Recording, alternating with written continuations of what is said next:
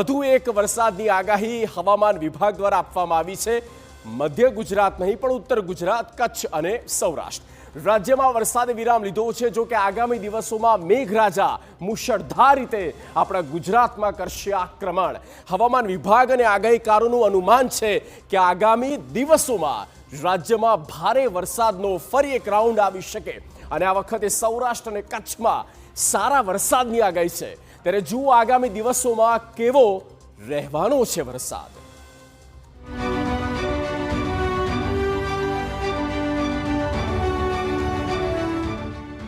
રાજ્યમાં હવે જામશે વરસાદી માહોલ।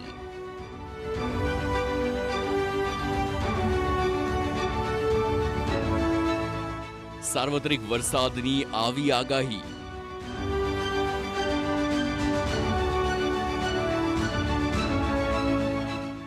દક્ષિણ ગુજરાતમાં વરસી શકે છે ધોધમાર।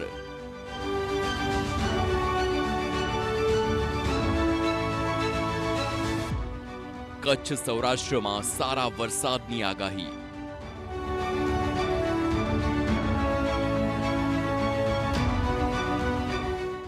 અમદાવાદમાં પણ વરસી શકે છે વરસાદ।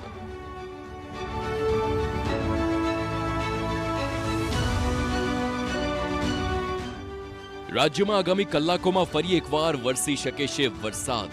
હવામાન વિભાગની આગાહી છે કે આગામી દિવસોમાં રાજ્યમાં બે વરસાદી સિસ્ટમ એક્ટિવ થશે।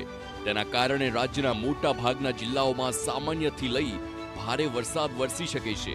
સુરત, નવસારી, વલસાડ, ડાંગમાં વરસાદની આગાહી છે। મધ્ય અને ઉત્તર ગુજરાતમાં પણ છૂટાછવાયા વરસાદની શક્યતા છે। સૌરાષ્ટ્ર, કચ્છમાં મધ્યમ વરસાદ પડવાની હવામાન વિભાગની આગાહી છે। અમદાવાદમાં પણ ગાજવીજ સાથે વરસાદ પડી શકે છે।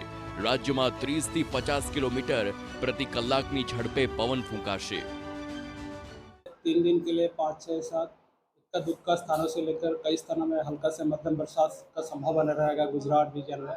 उसके आगे 7 से जो 8 तारीख से कई स्थानों से लेकर अनेक स्थानों में हल्का से मध्यम बरसात का संभावना रहेगा गुजरात रीजन में। सौराष्ट्र कच्छ जो रीजन है इसके लिए इक्का दुक्का स्थानों में हल्का से मध्यम बरसात का संभावना रहेगा। 8 ઓગસ્ટથી આવશે ભારે વરસાદ।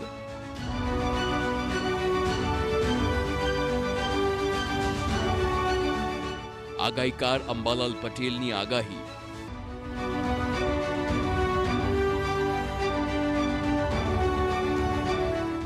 ઉત્તર ગુજરાતમાં વરસી શકે છે મૂશળધાર।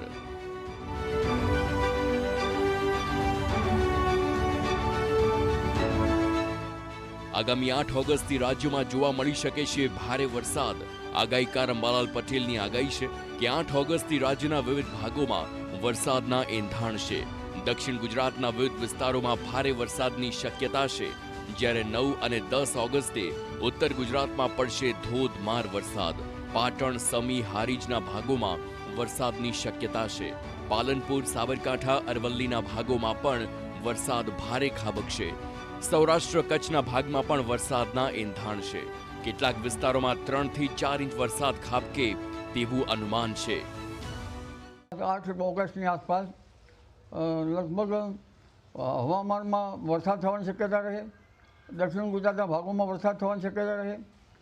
તેમજ તારીખ 8-9માં રાજ્યના અન્ય ભાગોમાં પણ વરસાદ થવાની શક્યતા રહે। તારીખ 9-10માં રાજસ્થાન સંલગ્નના ઉત્તર ગુજરાતના ભાગોમાં વરસાદ થવાની શક્યતા રહે। પાટણ, સમી, હારીજના ભાગોમાં વરસાદ થવાની શક્યતા રહે। મહેસાણાના ભાગોમાં વરસાદ થવાની શક્યતા રહે। વાવ, થરાદ અને બનાસકાંઠાના ભાગોમાં વરસાદ થવાની શક્યતા રહે। 14 અને 15 ઓગસ્ટે મધ્યપ્રદેશમાં ભારે વરસાદની શક્યતાઓ છે, જેના કારણે મધ્યપ્રદેશની સરહદથી જોડાયેલા ભાગોમાં વરસાદ આવી શકે છે। મધ્ય ગુજરાત સહિત ઉત્તર ગુજરાતમાં વરસાદની આગાહી છે। વડોદરા, અમદાવાદ, ગાંધીનગરમાં પણ ભારે વરસાદ જોવા મળી શકે છે। મધ્ય ગુજરાતના ભાગોમાં વરસાદની ઝાપટા મળી શકે। તારીખ 14-15માં મધ્યપ્રદેશમાં ભારે વરસાદની શક્યતા રહે, જેના કારણે મધ્યપ્રદેશના એડજોઇનિંગ ભાગોમાં વરસાદ થઈ શકે। મધ્ય ગુજરાતના ભાગોમાં વરસાદ થવાની શક્યતા રહે। વડોદરાના ભાગો, અમદાવાદના ભાગો, ઉત્તર ગુજરાતના કેટલાક ભાગોમાં, ગાંધીનગરના કેટલાક ભાગોમાં વરસાદ થવાની શક્યતા રહી શકે। અને તારીખ આ ઉપરાંત સૌરાષ્ટ્રના ભાગોમાં પણ વરસાદ થવાની શક્યતા રહે. અંબાલાલ પટેલની આગાહી મુજબ સમગ્ર ઓગસ્ટ મહિનામાં વરસાદી માહોલ જોવા મળી શકે છે. 17 અને 18 ઓગસ્ટમાં સૂર્ય મગા નક્ષત્રમાં આવતા વરસાદનું અનુમાન છે. 20 થી 22 ઓગસ્ટ વચ્ચે મુંબઈ સહિત દક્ષિણ ગુજરાતમાં વરસાદની આગાહી વ્યક્ત કરાઈ છે. આમ જુલાઈ બાદ ઓગસ્ટમાં પણ સારો વરસાદ આવશે.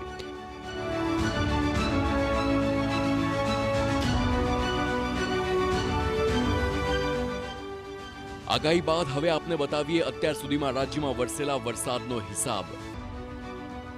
4 ઓગસ્ટ સુધીમાં રાજ્યમાં સિઝનનો સરેરાશ 70% વરસાદ વરસી ગયો છે. દક્ષિણ ગુજરાતમાં સૌથી વધુ 96.28% વરસાદ નોંધાયેલો છે. રાજ્યના 35 તાલુકામાં સિઝનનો કુલ 40 ઇંચથી વધુ વરસાદ ખાબક્યો છે.